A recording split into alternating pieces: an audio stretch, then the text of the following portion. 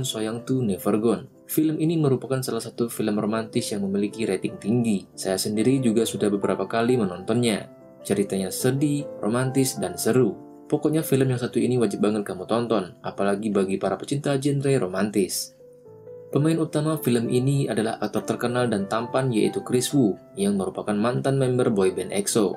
Untuk pemeran utama wanitanya diperankan oleh aktris cantik Liu Yifei, yang juga membintangi film Disney berjudul Mulan, yang mana trailer film Mulan ini sendiri sempat trending di YouTube Indonesia karena saking ditunggu-tunggunya oleh para penggemar. Untuk kisah dari film ini sendiri akan bercerita tentang seorang cewek cantik bernama Su Yujin yang diperankan oleh Liu Yifei, merupakan gadis pendiam dan lembut yang berasal dari keluarga miskin. Sedangkan seorang cowok tampan bernama Cheng Zeng yang diperankan oleh Kris Wu, memiliki sifat kebalikannya namun berasal dari keluarga yang kaya raya. Kemudian Cheng Zeng jatuh cinta kepada Yujin dan mulai mengejarnya sampai mereka duduk di bangku kuliah. Cinta pertama memang sulit untuk dilupakan. Hal inilah yang juga dialami oleh Cheng Zeng dalam film ini. Karena tidak bisa melupakan, ia memilih untuk menunggu cinta pertamanya itu selama 6 tahun. Nah, bagaimanakah perjuangan Cheng Zeng untuk mengejar cinta pertamanya itu? Tanpa perlu berlama-lama lagi, langsung saja mari kita simak alur ceritanya berikut ini. Film ini diawali pada tahun 2015. Ada seorang wanita yang sedang bertanya-tanya kepada orang di jalan sambil menunjukkan selebaran kertas. Tampaknya wanita itu sedang mencari suatu alamat rumah atau gedung tertentu, dengan menanyakan kepada orang-orang yang ia temui. Kemudian waktu berpindah kembali ke tahun 2007. Nah, tentunya alur cerita film ini maju mundur, yang mana scene awalnya tadi di tahun 2015 dan sekarang kembali ke tahun 2007. Ternyata, wanita yang ada di scene pertama tadi adalah Su Yujin. Tahun ini adalah tahun kepindahannya ke SMA favorit yang berada di kotanya. Tahun ini juga merupakan tahun yang berat bagi Yujin, karena ayahnya sedang sakit, dan keuangan keluarganya lagi bermasalah, tapi orang tuanya selalu mencoba yang terbaik untuk anaknya. Mereka menabung agar Yujin bisa masuk sekolah favorit di kota tersebut, sehingga mempermudahkannya untuk masuk perguruan tinggi nantinya. Yujin berjalan memasuki sekolah barunya. Kemudian, ada seorang laki-laki mengenakan jaket berwarna hitam menggunakan sepeda motor. Ia lewat di samping Yujin. Tak sengaja, laki-laki tersebut menginjak selang air, sehingga selang air tersebut pecah dan airnya mengenai Yujin. Pria ini bernama Cheng Zeng, merupakan orang kaya generasi kedua dari seorang pejabat yang terkemuka, dan juga merupakan pangeran pujaan di sekolahnya. Yujin mendatangi Cheng Zeng dengan emosi dan berkata, "Apa kamu tak bisa naik motor?" Namun tiba-tiba ada bola baseball hampir mengenai Yujin. Untung saja dengan cepat Cheng Zeng dapat menangkapnya. Bukannya minta maaf karena menyebabkan baju Yujin basah kuyup, Cheng Zeng hanya tersenyum lalu berkata, "Lain kali hati-hati ya," kemudian beranjak pergi. Dari situlah membuat Yujin tak suka dengan Cheng Zeng. Di koridor sekolah, saat Yujin memasuki peralatannya ke dalam loker, Fu Huao mendekati Yujin. Mereka pun berkenalan. Mo Fu Huao memiliki latar belakang keluarga yang sama dengan Yujin, yaitu dari keluarga yang biasa-biasa saja. Ia menjadi teman pertama dan satu-satunya bagi Yujin di sekolah. Kemudian ada Meng Su, merupakan pacar masa kecilnya Cheng Zeng. Sama seperti Cheng Zeng, ia berasal dari keluarga yang kaya raya. Saat di sekolah, ia selalu menganggap Yujin sebagai musuhnya. Di dekat Meng Su selalu ada Song Ming yang selalu mengikuti Meng Su. Song Ming sangat penurut pada Meng Su, tapi dia baik dan ramah pada Yujin. Dan terakhir ada Zhou Ziyi, yaitu teman dekat dari Cheng Zeng, cowok yang banyak gaya dan suka mengganggu orang lain. Scene berganti ke dalam kelas. Di dalam kelas, Mo Fu Hua menyuruh Yujin duduk di belakang Cheng Zeng. Saat menuju ke kursi, tiba-tiba Cheng Zeng berdiri lalu pindah duduk di belakang, sehingga Yujin duduk di depannya.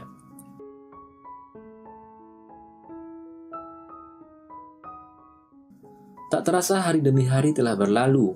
Hari ini pun merupakan pembagian hasil ujian matematika.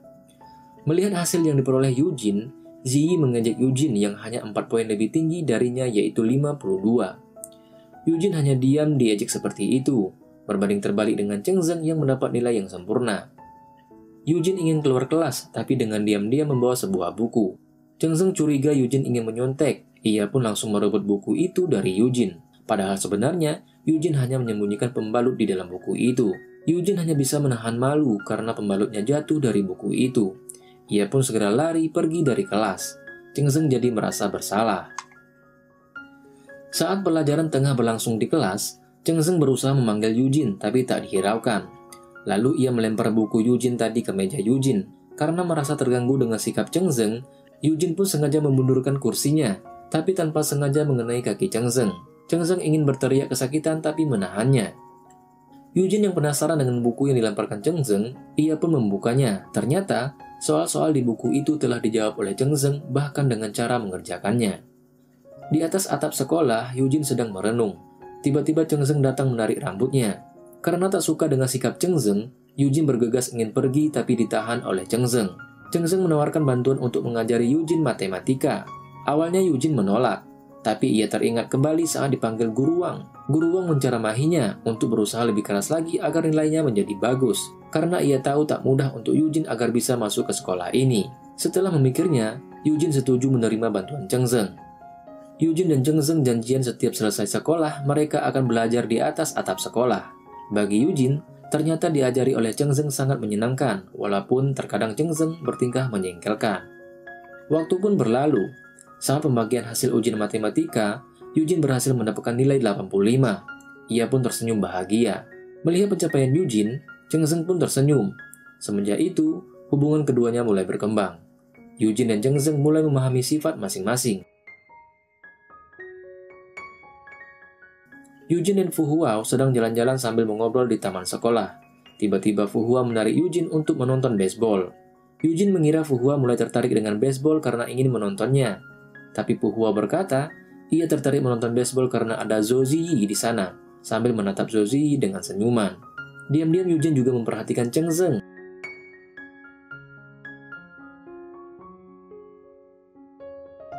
Tak lama seorang siswa memanggil Eugene. "Guru Wang memanggilmu," kata siswa tersebut. Cheng Zeng bingung melihat Eugene tiba-tiba pergi dari barisan penonton. Cheng Zeng pun mendatangi Fu Huao dan berkata, "Di mana Eugene? Ada sesuatu yang terjadi dengan keluarganya. Dia harus pulang," kata Fu Huao. Semenjak Eugene pergi, Cheng Zeng merasa tak semangat di sekolah. Saat pelajaran berlangsung, ia hanya melamun sambil menatap kursi Eugene yang kosong. Hari demi hari berlalu. Karena tak semangat sekolah, Cheng Zeng bahkan tidur di kelas. Cheng Zeng terbangun saat ada gadis yang duduk di kursi Eugene. Ternyata itu Fu Huao. Cheng Zeng menegur Fu Huao untuk tidak duduk di kursi itu. Fu Huao berkata, Eugene yang memintanya untuk tukaran tempat duduk. Fu Huao memberi kode kepada Cheng Zeng bahwa Eugene sudah kembali. Mendengar hal itu, Cheng Zeng segera berlari menuju asrama Eugene. Ia menggedor-gedor pintu kamar Eugene. Saat Eugene membuka pintu, Cheng Zeng langsung menyodorkan banyak pertanyaan. "Kenapa kau tukaran tempat duduk? Apa aku ada berbuat salah? Jelaskan padaku apa salahku.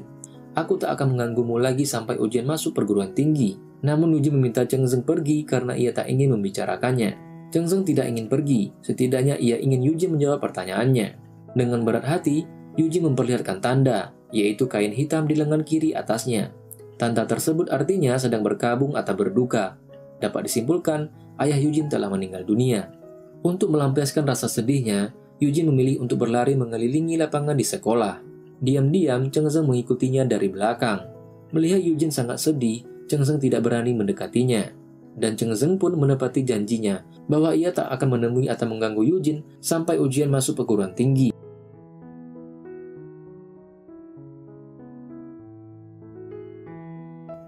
Tibalah akhirnya masa-masa terakhir kelas 3 SMA. Mereka semua berharap dapat meraih cita-cita dan sukses. Di pesta kelulusan, Cheng Zeng terus memperhatikan Eugene yang duduk bersama Fu Huao. Mengsu berusaha mengalihkan perhatian Cheng Zeng dari Eugene. Namun akhirnya, Cheng Zeng memberanikan diri mengajak Eugene untuk berdansa. Eugene berusaha menolaknya, tapi Cheng Zeng langsung menariknya. Dan akhirnya mereka pun berdansa. Mengsu hanya dapat melihatnya dengan rasa patah hati. Songming mendekati Mengsu dan berusaha menghiburnya. Pada malam itu, Cheng Zeng memberanikan diri untuk menyatakan cintanya pada Eugene. "Su Eugene, jadilah pacarku. Su Eugene, ikutlah denganku ke Beijing. Su Eugene, tetaplah bersamaku," ucap Cheng Zeng dengan suara yang nyaring sambil menatap langit. Namun Eugene tidak menerima ataupun menolak pernyataan cinta dari Cheng Zeng. Eugene hanya tersenyum sambil mengucapkan selamat malam lalu pergi meninggalkan Cheng Zeng.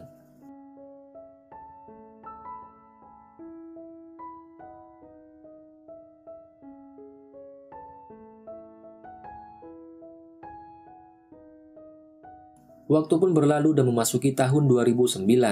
Sekarang Eugene sudah jadi mahasiswa.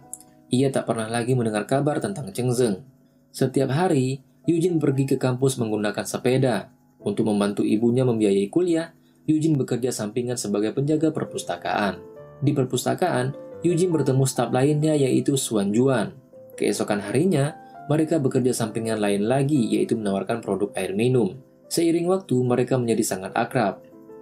Kemudian Eugene bertemu dengan Fu Huao. Menurut Fu Huao, Eugene beruntung bertemu dengan Juan. Dia baik dan sepertinya dia menyukaimu, kata Fu Huao. Kemudian Eugene pun menjawab, jangan bicara ngawur. Saat mereka tengah asik mengobrol, ada suara memanggil nama Eugene. Eugene mencari asal suara itu. Tiba-tiba Cheng Zeng muncul. Eugene sebenarnya senang bertemu dengan Cheng Zeng lagi, tapi ia pura-pura acuh. Lalu Juan pun datang. Apa kau temannya Eugene? Perkenalkan, aku pacarnya. Eugene kaget mendengar ucapan Juan. Aku juga pacarnya, sahut Cheng Zeng tak mau kalah. Eugene mencoba meralat ucapan Cheng Zeng. Dia temanku saat SMA, kata Eugene. Malas berbasa-basi lagi, Cheng Zeng mengajak Eugene dan Juan untuk jalan-jalan menggunakan mobilnya, dan adiknya yang menyetir. Nama adik Cheng Zeng adalah Zhang Yu. Mereka pergi ke kuil, lalu menuliskan harapan mereka. Eugene menoleh ke samping untuk melihat harapan yang ditulis oleh Cheng Zeng, tapi Cheng Zeng segera menutupinya sambil tersenyum. Agar Cheng Zeng dan Eugene bisa berdua saja, Zhang Yu sengaja mengajak Juan untuk membeli minuman. Eugene bertanya pada Cheng Zeng, sebenarnya apa yang dia inginkan, kenapa dia datang menemuinya. Apa kau tahu betapa menderitanya hatiku setelah kau pergi? Aku berusaha melupakanmu, tapi aku tak bisa, kata Cheng Zeng dengan emosi. Malamnya, Cheng Zeng, Eugene, dan Juan makan bersama. Cheng Zeng menawari Eugene untuk minum. Awalnya Eugene berusaha menolak, tapi karena Cheng Zeng memaksa, akhirnya ia menerimanya. Setelah Eugene mabuk dan tertidur, Cheng Zeng menawari Juan untuk minum sebagai gantinya Eugene. Tapi Juan tak menghiraukan Cheng Zeng. Cheng Zeng kesal Juan tak ingin minum demi Eugene. Akhirnya ia memilih meminumnya sendiri. Tiba-tiba Eugene mengigau memanggil nama Cheng Zeng saat ia mabuk. Dari situlah Juan mengerti perasaan Eugene untuk siapa. Semenjak kejadian itu, Juan tidak pernah lagi mau menegur Eugene.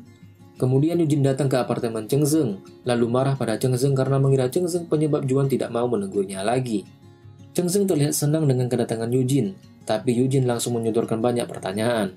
Apa yang kau katakan pada Juan? Kenapa kau selalu menggangguku? Apa yang kau rencanakan dengan adikmu? Kata Eugene sambil emosi. Cheng Zeng pun berusaha menahan emosi Eugene. Ia pun langsung mendorong Eugene ke dinding dan memegangi tangannya. Apa kau pikir aku menyebabkan masalah antaramu dengan Juan? Kau yang memanggil namaku saat mabuk. Jika kau tak percaya, kau bisa tanyakan langsung kepada Juan. Jika kau tak suka padaku, mengapa kau memberiku harapan? Mengapa kau tak menolakku? Jadi aku bisa berhenti berharap, jawab Cheng Zeng. Semenjak pertengkaran mereka saat itu, Cheng Zeng tak pernah datang lagi mengunjungi Eugene. Hari-hari Eugene pun berlalu seperti biasanya dengan tenang.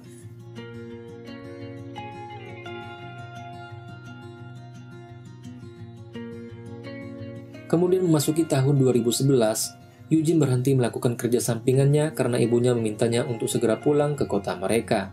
Ibu Eugene ingin menikah lagi. Eugene merestui pilihan ibunya. Dia yakin almarhum ayahnya di sana juga ingin ibunya bahagia. Saat Eugene dan ibunya sedang jalan berdua, Eugene tak sengaja bertemu dengan Cheng Zeng.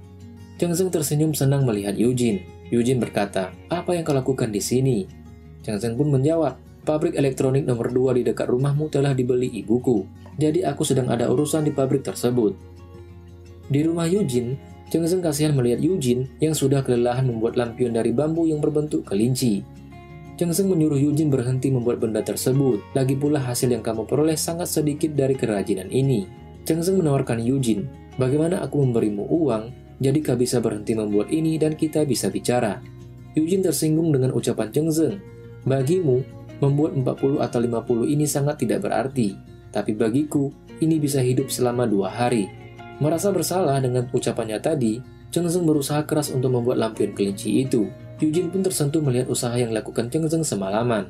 Selama semalam membuat lampion itu, Cheng Zeng berhasil membuat 5 lampion, tapi tidak ada lampion yang sempurna. Eugene tertawa melihat hasil buatan Cheng Zeng. Cheng Zeng hanya bisa tersenyum malu. Tiba-tiba Cheng Zeng berkata, "Berjanjilah setelah kau lulus, kau pergi ke Beijing dan tinggallah bersamaku." Kemudian Eugene mengangguk kecil tanda ia menyetujuinya. "Berjanjilah kali ini kau tak akan lari lagi," kata Cheng Zeng.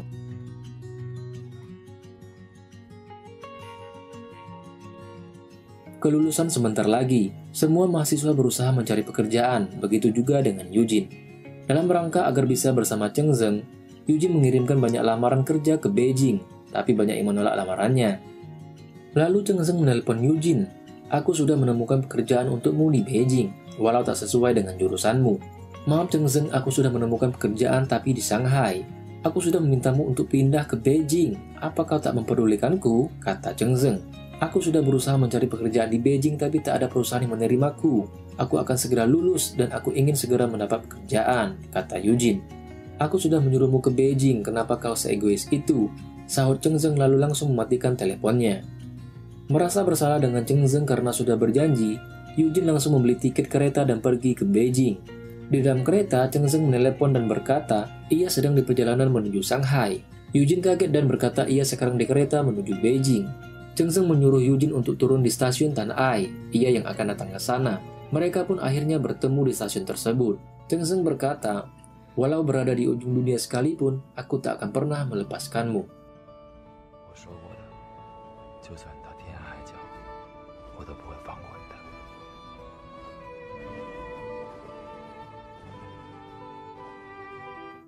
Waktu pun berlalu dan memasuki tahun 2012. Cheng Zeng dan Eugene sedang pindahan ke rumah baru mereka. Fu Huao, Song Ming, dan Ziyi membantu beres-beres. Kemudian berganti scene. Cheng Zeng membawa Eugene ke toko sepatu lalu membelikannya sepatu yang cantik. Malamnya, mereka pergi ke sebuah pesta yang mewah. Ternyata itu rumahnya Zhang Yu, adik Cheng Zeng yang tadi. Betapa terkejutnya Cheng Zeng dan Eugene melihat Juan di sana. Zhang Yu mengatakan Juan adalah tunangannya. Eugene mengucapkan selamat kepada Juan. Kau beruntung mendapatkan Zhang Yu, dia perempuan yang baik. Kemudian, Eugene dan Cheng Zeng ingin pulang tapi sekarang hujan. Untung saja Cheng Zeng sudah membawa payung. Saat akan jalan, Eugene teringat dengan sepatu mahal yang ia kenakan. Ia tak ingin sepatu itu terkena air hujan, sehingga ia memilih untuk melepaskannya. Melihat hal itu, Cheng Zeng menawarkan Eugene agar dia menggendong Eugene. Eugene pun menyetujuinya. Eugene berkata, Cheng Zeng, mengapa kau tak pernah menyerah padaku? Aku khawatir jika aku menyerah padamu, tidak ada orang yang bisa menerima temperamen burukmu, jawab Cheng Zeng. Jadi, maukah kau menikah denganku, kata Eugene. Eugene, aku berjanji, aku tak akan pernah meninggalkanmu seumur hidupku, jawab Cheng Zeng dengan tegas.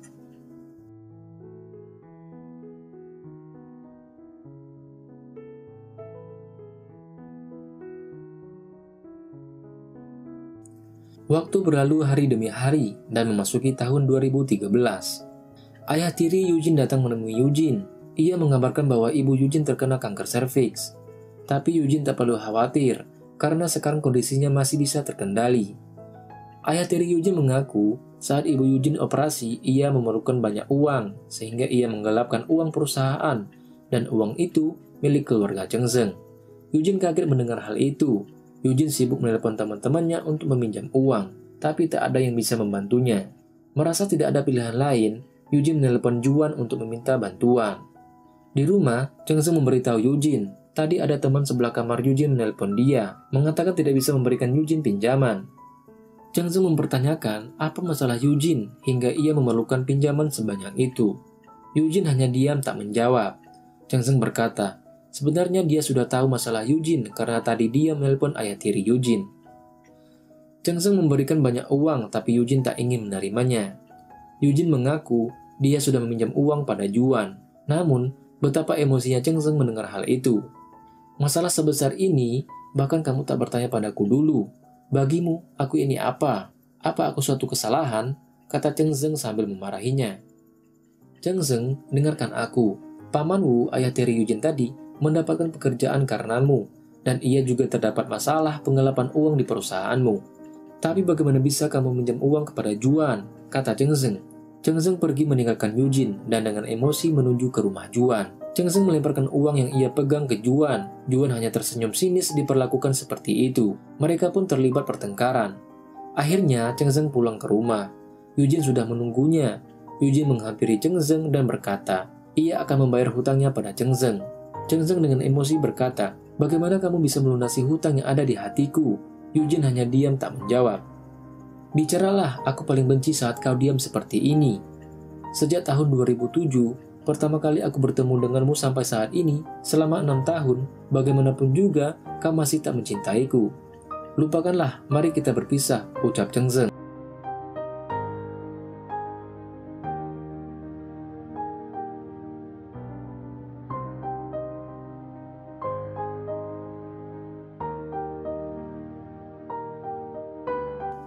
Keesokan harinya, Song Ming menelepon Eugene.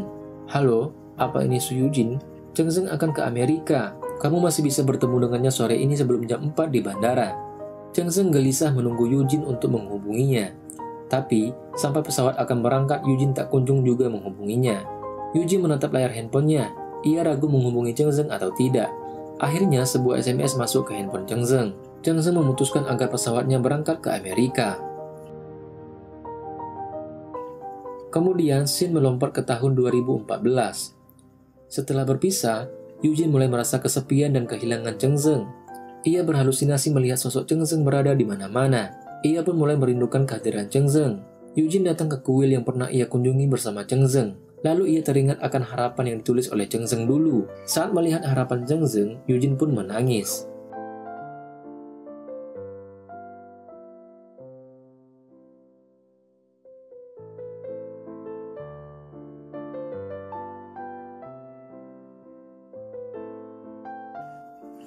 Waktu memasuki tahun 2015.